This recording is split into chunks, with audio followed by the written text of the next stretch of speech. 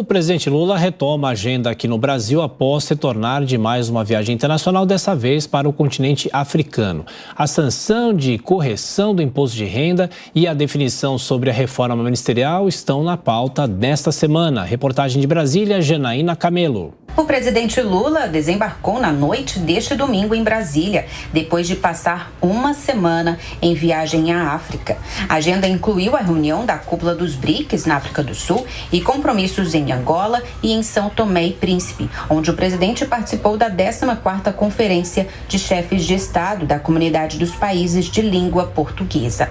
Em seu discurso, Lula reforçou a importância do trabalho em conjunto entre os países que compõem o grupo. A criação dos BRICS é uma das coisas mais extraordinárias que aconteceu nesse século XXI.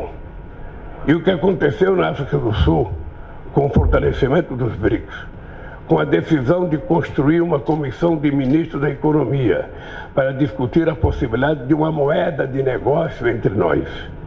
O que aconteceu nos BRICS, da gente criar a aprovação de que os países que participam do BRICS vão forçar e ajudar para que a gente possa mudar o conceito de segurança da ONU, é muito importante. Chegando ao Brasil, o presidente Lula deverá se reunir pessoalmente com os líderes do PP e do Republicanos para anunciar a mini-reforma ministerial.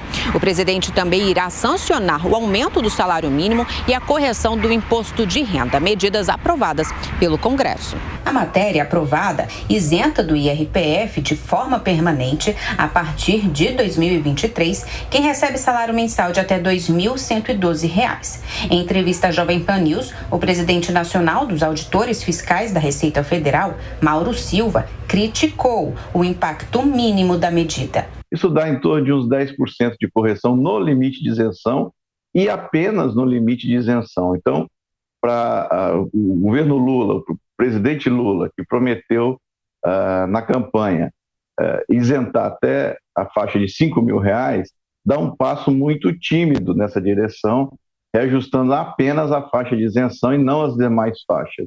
Para a gente ter uma ideia, cada família terá um alívio mensal de R$ 15,60 no recolhimento do imposto de renda.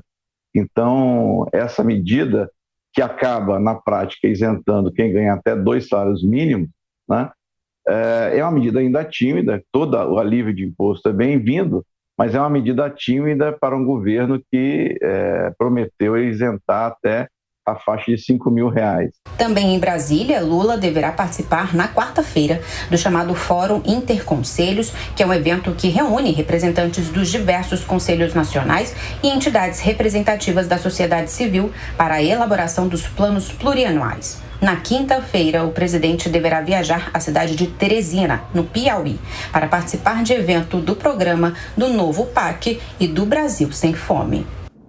Bom, mais um giro, Amanda Klein, falando sobre a reforma ministerial que muitos pensavam que poderia ter saído do papel antes da viagem de Lula à África. Será que é possível que tenhamos alguma definição nessa semana? E também esta agenda econômica do governo.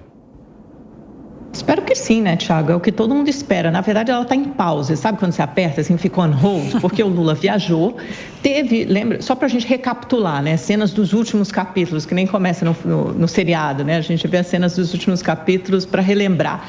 O Lula teve um encontro com o Lira, uma pauta fora, uma reunião fora da agenda, um encontro meio que às escondidas entre os dois líderes, e eles falaram sobre reforma ministerial. Só que o Lula colocou à disposição do PP e do Republicanos, pelo menos no caso do PP, um cargo que não era de interesse do partido. Ele quis oferecer ao PP, uma das possibilidades era o Ministério, por exemplo, dos Portos e Aeroportos. Ele deslocaria o ministro Márcio França para outra pasta, provavelmente para Ciência e Tecnologia. Só que o Lira disse não, isso não está contente o partido, ele fez uma contraproposta. Ele insistiu no Ministério do Desenvolvimento Social. Só que para o Lula e para o PT é quase que uma questão de honra, tanto que o Lula tem feito vários acenos ao atual ministro Wellington Dias, dizendo, você fica. Por quê? Porque a pasta do Bolsa Família é uma pasta que tem muita capilaridade e é uma pasta que todos os partidos estão de olho. Por quê? Porque é uma pasta que será vital, por exemplo, no ano que vem, durante as eleições municipais. É uma pasta com a capacidade de ordenar muitas emendas parlamentares, cumprir muitas emendas parlamentares em todo o país, por isso que todo mundo está de olho. Então, fica aí essa bola quicando, vamos ver se isso se resolve nessa semana. Se não for o Ministério do Desenvolvimento Social, tem que ser uma pasta de bastante capilaridade e muito robusta também.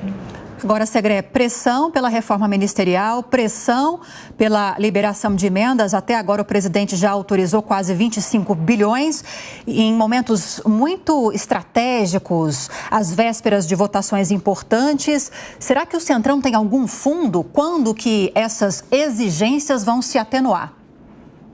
Não vai, Lívia? Tem. Você deu na tecla. Duas coisas que para o político é muito importante. Dinheiro, recursos através de emenda e poder através de cargos.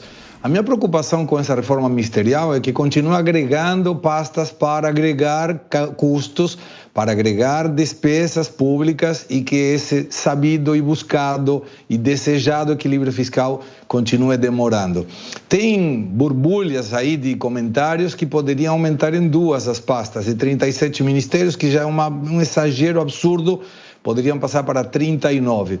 Mas o PT aprendeu daquele ilegal mensalão, agora passou para a distribuição de cargos, licitamente, claro, faz parte da política, e de dinheiro através de emendas. Eu fico preocupado com essa questão ministerial, da reforma ministerial, porque eu enxergo mais e mais despesas e nada de controle de despesas por causa do governo.